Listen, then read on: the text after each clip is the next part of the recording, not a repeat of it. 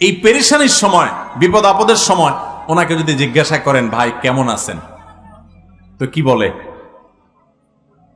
হ্যাঁ, মনে করেন খুব বিপদ আপদে আছে, খুব ঝামেলা যাচ্ছে, মুসিবত আছে, পেরেশানি আছে, অসুখ বিসুখ আছে, যদি জিজ্ঞাসা করেন ভাই কেমন আছেন, কি বলবে?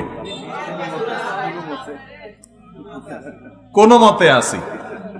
আর কি বলবে? আর কয়া লাভ নাই। আর কি বলবে? আর কেমন থাকবো, কেমন আছি দেখতেই তো আছেন। এরকম নানান কথা না বলি আমরা? আহা, এটা ইমানদারের কথা না ভাই, এটা ইমানদারের কথা না। এখন আপনি বলবেন হুজুর এটা কোনো কথা? বেচারা বিপদে আছে সেটা বলতে পারবে না? হ্যাঁ, বিপদের কথা বলবেন মালিকের কাছে। বিপদের কথা কার কাছে বলবেন? জায়গা মতো বলবেন। আরে গোলামদের কাছে বিপদের কথা বলে লাভটা কি? গোলামদের কাছে বিপদের কথা বলে লাভ আছে? বিপদের কথা বলতে হবে কার কাছে? আল্লাহর কাছে। দুই হাত তুলে চোখের পানি দিয়ে বুকটা ভাসিয়ে দিবেন, ভিজিয়ে ফেলবেন। ইমানদার তার বিপদ আপদের কথা, তার কষ্টের কথা অবশ্যই বলবে। বলবে না মানে, না বললে মানুষ হালকা হবে কোত্থেকে? কিন্তু ভাই বিপদের কথা আল্লাহকে শোনাবেন। বিশ্বাস করেন, মানুষের কাছে বিপদের কথা বললে বিপদ কমবে না, বরং বিপদ আরো কিরকম বাড়বে। আমি বলি, কারোর কাছে নিজের কষ্টের কথা বললে মানুষের মন শান্তি পায় না, মন আরো অস্থির হয়। আমি অর্থের কষ্টে আছি, আমি একজনকে বললাম ভাই অর্থের কষ্টে আছি, তার কাছে আমি ছোট হলাম না বড় হলাম? কারোর কাছে ছোট হইতে কারোর ভালো লাগে? কিন্তু আপনি যদি জায়গা মতো বলেন, মালিকের কাছে চোখের পানি ফেলে বলেন, আল্লাহ আমি অনেক কষ্টে আছি মালিক, আপনি জানেন সবকিছু, আল্লাহ আপনি আমার প্রতি রহম করেন, আল্লাহ আপনি আমাকে ভিক্ষা দান করেন, আল্লাহ আপনি আমাকে অনুগ্রহ করেন। আপনি যদি আল্লাহর কাছে চোখের পানি ফেলে নিজের কষ্টের কথা বলেন, ভোর রাতে উঠে তাহাজ্জুদের সময়, আল্লাহর কসম করে বলছি, আল্লাহর শপথ করে বলছি, আল্লাহর কাছে যদি বলতে পারেন, দেখবেন সাথে সাথে বলে শেষ করবেন, চোখের পানি ফেলে একটু সিজদায় গিয়ে একটু দোয়া ভালো করে একটু কাঁদতে কাঁদতে বলেন, যেমনে পারেন নিজের ভাষায় একটু আল্লাহর কাছে খুলে বলেন। বলার পর দেখবেন নিজের মনটা অনেক হালকা হয়ে গেছে। যাদের জীবনে এই অভিজ্ঞতা নাই, সালহাতু সঙ্গে বুদি দিল খারাস আজমুদে এক জামানা খাকে বাস। বহুকাল পাথর হয়েছিলে, কিছু সময় একটু মাটি হয়ে দেখো ভাই, একটু মাটি হয়ে দেখো, একটু মাটি হয়ে দেখো, আল্লাহর কাছে একটু বিনম্র হয়ে দেখো, আল্লাহর কাছে একটু ছোট হয়ে দেখো, একটু চোখের পানি ফেলো ভাই। একদিন একটু ভোর রাতে উঠো, ও যুবক ভাই আমার, তাহাজ্জুদ পড়ে একটু দুহাত তুলে আধা ঘন্টা ধরে একটু কাঁদো আল্লাহর কাছে। আল্লাহ আমার চাকরি হচ্ছে না, দাঁড়ে দাঁড়ে ঘুরছি, আল্লাহ হচ্ছে না, তোমার কাছে অসম্ভব বলতে কিচ্ছু নেই। তুমি যদি জীবনের শেষ মুহূর্ত পর্যন্ত চাকরি না দাও, তোমার ব্যাপারে আমার কোনো অভিযোগ নাই মালিক, কিন্তু আমি তোমার কাছে রহমত চাই, দয়া চাই, অনুগ্রহ চাই। আল্লাহ আমাকে অমুক কষ্ট দিয়েছে, আমি কারোর কাছে শোনাতে চাই না, আল্লাহ তোমার কাছে বলে রাখলাম, তুমি আমার মনকে শান্তি দাও। ভাইরা, আল্লাহর কাছে এভাবে যদি খুলে খুলে কথা বলেন না, আপনি দেখবেন কথা বলার পর আপনার মনটা হালকা হয়ে গেছে, অনেক শান্তি লাগছে, দেখবেন অনেক বেশি ভরসা পাবেন, অনেক বেশি আস্থা পাবেন। আল্লাহর শপথ করে বলছি, পরীক্ষা করে হলেও আল্লাহর কাছে নিজের অভিযোগগুলো বলার অভ্যাস গড়ে তোলেন, চেষ্টা করেন। তাহাজ্জুদে পড়ে, তাহাজ্জুদে উঠতে পারেন না, দিনের বেলায় রাতের বেলা 2 রাকাত নফল নামাজ পড়ে কোন একটা কোনায় দাঁড়িয়ে বসে দুহাত তুলে আল্লাহর কাছে একটু চোখের পানি ফেলেন, একটু চাইতে থাকেন। মুখে কিচ্ছু বলতে পারেন না, দরকার নাই, শুধু চোখের পানি ফেলেন আর মনের ভাষায় কথা বলেন। আল্লাহ তাআলা আলিমুম বিযাতিস সুদূর, অন্তরে মানুষ কি বলে সেটাও আল্লাহ জানেন। শুধু চোখের পানি ফেলে আল্লাহর কাছে অভিযোগগুলো বলেন, ইনশাআল্লাহ আপনার মন হালকা হবে। আমরা কি করি? বিপদ আসলে অভিযোগের কথা মানুষকে শুনাই আমরা নাশুকরি করি।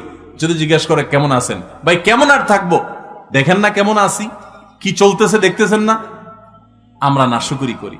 এ নাশুকরি করলে পেরেশানি কমবে না, পেরেশানি আরো বাড়বে, আর আল্লাহ তাআলার নাশুকরির কারণে আমি গুনাহগার হব। এখন আপনি বলতে পারেন হুজুর আমি কষ্টে আছি, তো আমি বলবো না যে হ্যাঁ ভাই আমি কষ্টে আছি বলাটা দোষের বিষয় না, কিন্তু ইমানদার কষ্টের মধ্যে থেকেও আল্লাহ শুকরিয়া আদায় করবে, কষ্টের মধ্যে থেকেও আল্লাহ।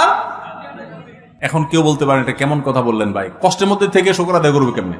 একজন মনে করেন মোটরসাইকেল অ্যাক্সিডেন্ট করছে, বাইক অ্যাক্সিডেন্ট করছে, অ্যাক্সিডেন্ট করে বেচারার পা ভেঙে গেছে, হাত ভেঙে গেছে, এখন সে আল্লাহর কাছে কি বলে শুকর আদায় করবে যে আল্লাহ আমার ট্যাঙ্কটা ভাঙিয়ে দিছো, তোমার শুকরিয়া। এই সে কোন যুক্তিতে শুকর আদায় করবে? এই যে একটু আগে বললাম যে বিপদেও আল্লাহর শুকর আদায় করতে হবে, তো এখন বেচারা কোন যুক্তিতে শুকর আদায় করবে? যুক্তি শুনেন। যুক্তি হলো, এই যে লোকটা বাইক অ্যাক্সিডেন্ট করেছে, তার হয়তো একটা হাত বা একটা পাও ভাঙছে বা অন্য কোনো ক্ষতি হয়েছে, ধরেন একটা পাও কেটেই ফেলে দিতে হয়েছে বা পড়ে গেছে, আলাদা হয়ে গেছে, আল্লাহ না করুক, এরকম কারো হলো, সে যে যুক্তিতে শুকর আদায় করবে সেটা হলো যে আল্লাহ তাআলা এই বাইক অ্যাক্সিডেন্টে আমার মৃত্যু দিতে পারতেন। পারতেন কি পারতেন না?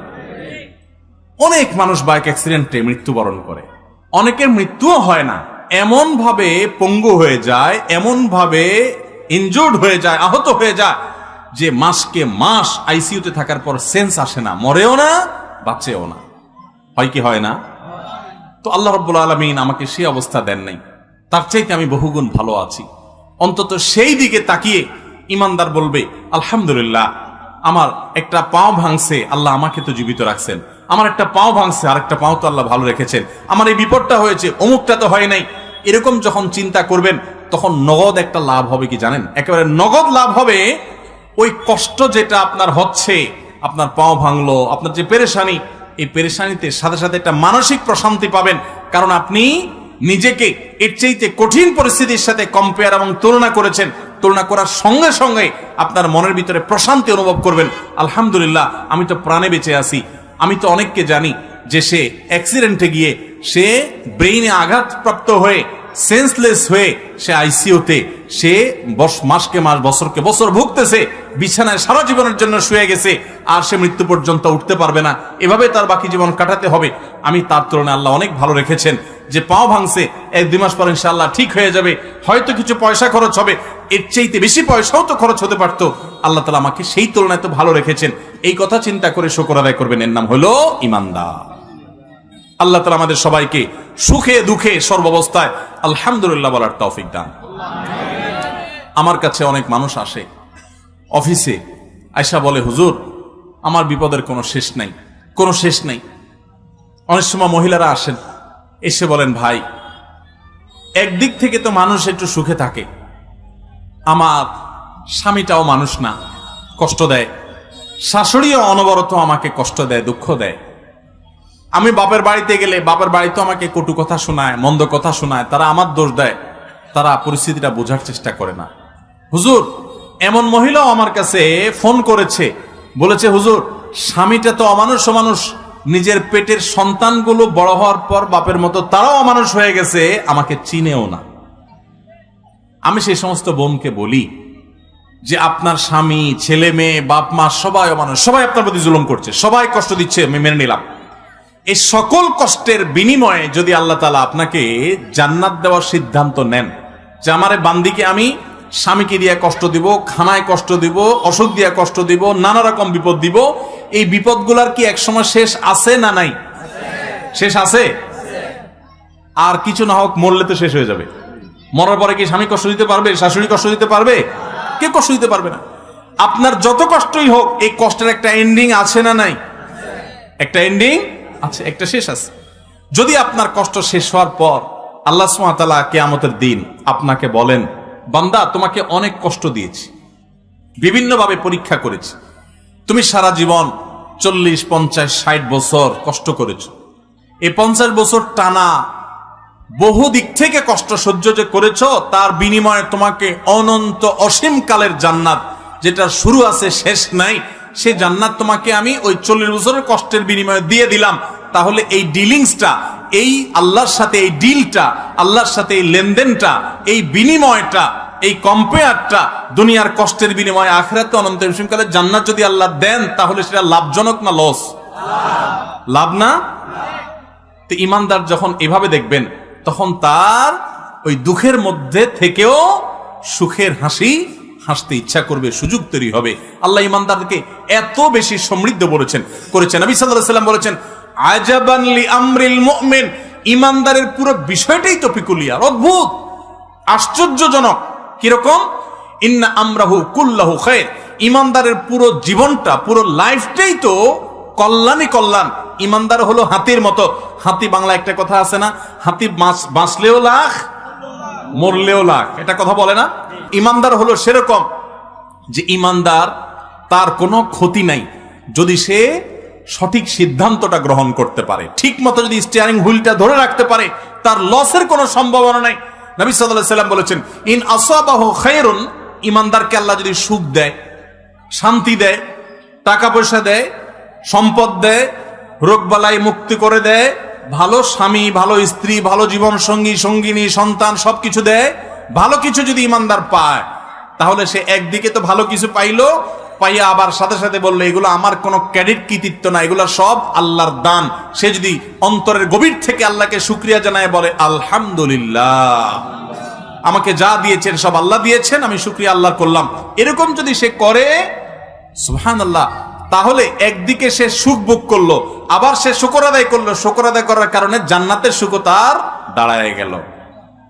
তাহলে লাভই